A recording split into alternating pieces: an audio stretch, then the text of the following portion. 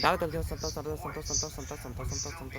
The Synod, which is why this book is published in 4 languages and has been distributed to every cardinal throughout the world.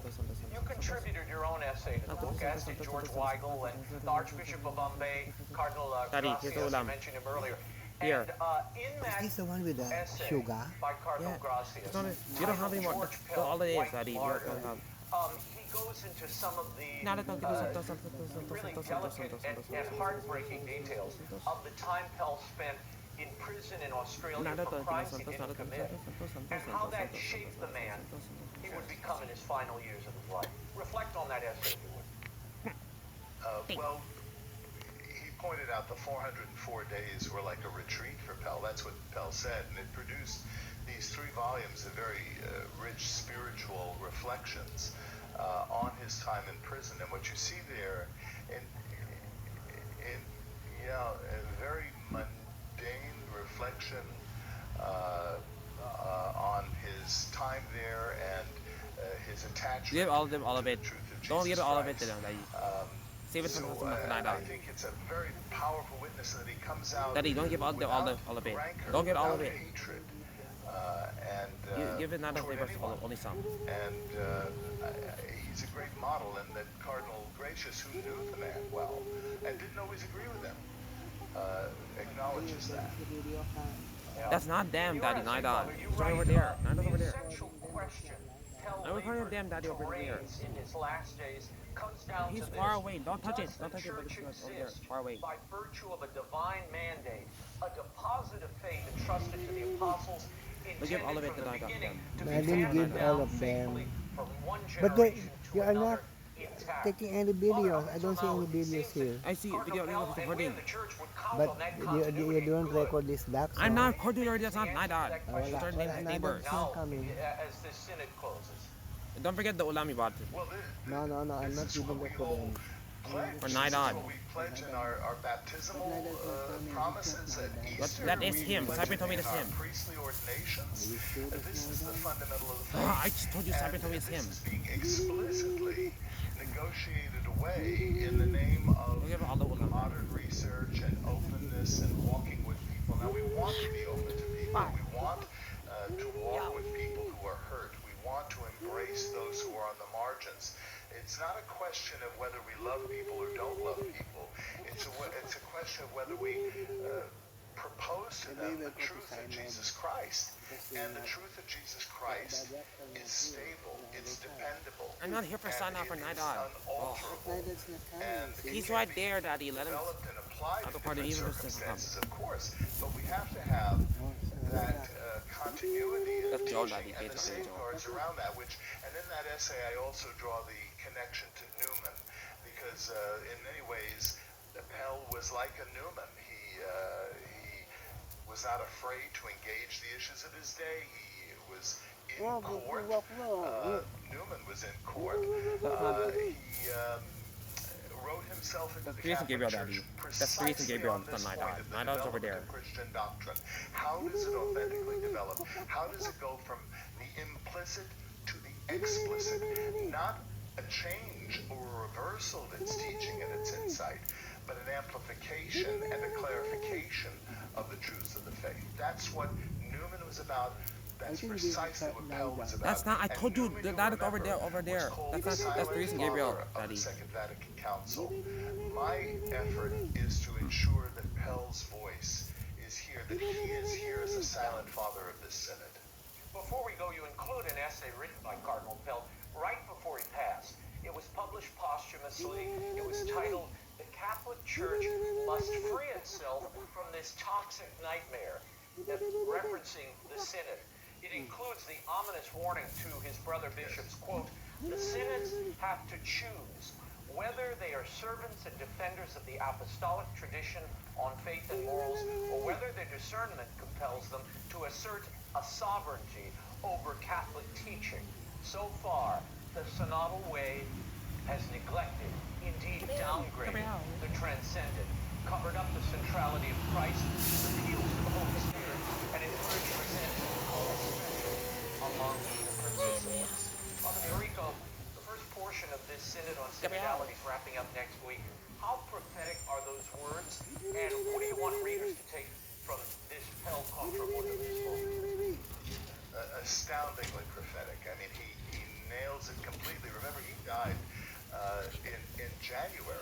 almost a year, and he nailed the thing precisely. And this is a call to bishops, to be another Athanasius, to stand against the trends. And I think this is what's up for grabs. You know, they're not really even having any theological debates, and that's not an accusation on my part. That's their self-definition of what's going on here. By them, I mean the organizers. I think there's a subterranean concern. I've met with many bishops over the time that I've been here in Rome, and there is concern. They're trying to be prudent and certainly respectful of the office of the Holy Father, but we'll see what happens in the next few days. I know that there's tension in certain places. We'll see how all this shakes out. And again, this is the greatest cliffhanger ever, because you're going to wait a full year for anything to happen. So we will leave it there. Pel Contra Mundum, edited by Father Robert Sirico, is available now at bookstores everywhere and online. Father, thank you for being here. Good to be with you, Raymond. He's the former Anglican Bishop of Durham in the UK and currently a senior research fellow at Wycliffe Hall at Oxford. He also happens to be one of the world's foremost authorities on the letters of St. Paul. He joins me tonight to talk about his brand new book, Into the Heart of Romans, a deep dive into Paul's greatest letter. Please welcome to the program, Professor N.T. Wright. Tom, thank you for being here. As I mentioned, you are one of the world's leading biblical scholars, the foremost interpreter of St. Paul. Why and what makes Romans his greatest letter in your estimation? Well, Romans is Paul's longest letter. That doesn't necessarily make it the greatest, but when you study all the letters, Romans is the one above all, which seems to have been planned very, very carefully. As a writer myself, and as somebody who studied also music and symphonies and so on, I have to say that Romans is structured extremely carefully into what you might call, musically speaking, 4 movements, 1 to 4, 5 to 8, 9 to 11, 12 to 16, and they each have their own coherence, but then they interrelate in the way that the movements of a symphony would interrelate. And I imagine that Paul had had this boiling up in his head for some years beforehand, and phrases in the letter to make one single coherent argument to the churches in Rome, and he's worried about the churches in Rome because they are a bit suspicious of each other, the small house churches, and he wants them to get together and learn to worship together and so on. The theological argument that he pulls together has sustained theologians and church leaders from that time to this. I mean, famously, St. Augustine and Martin Luther and all sorts of people, and not to mention Karl Marx in the last century, have found that Romans has been the thing which have galvanized them into fresh thought and action and reorganization of how they preach and goodness knows what. So I think by common consent, Romans is the big one, and it's been the privilege of my life, really, academically and personally, to be able to follow around it. Tell me how St. Paul, in the letter to Romans, how he echoes the Old Testament, particularly the Psalms, which you referenced in the book. Yeah. Paul was soaked in wonderful the Old Testament in the Bible, of course, and he actually knows the Old Testament both in Hebrew and in the Greek version. I think particularly in the Greek version, because that was the lingua franca of the day. And he, like the other early Christians, he draws together several of the Psalms again and again. And one in particular, which always strikes me in Romans 8 now, is Psalm 8, when he has this, the psalmist has the vision of the human vocation. What is man that you are mindful of, and the Son of Man that you take thought for him? You made him little lower than the angels, to crown him with glory and honor, putting all things under his feet. Paul has this vision of the original creation, with humans being God's agents in bringing about his will in the world. And then when it all goes horribly wrong, God doesn't change that plan. He rescues humans so that through rescued humans, the world can be put right. And so he's woven that into the way he sets out chapter 8. It's elsewhere as well. But the other thing in chapter 8, which is very striking, is that the Psalms, of course, have a lot of lament, asking God, why on earth is this happening? What's gone wrong?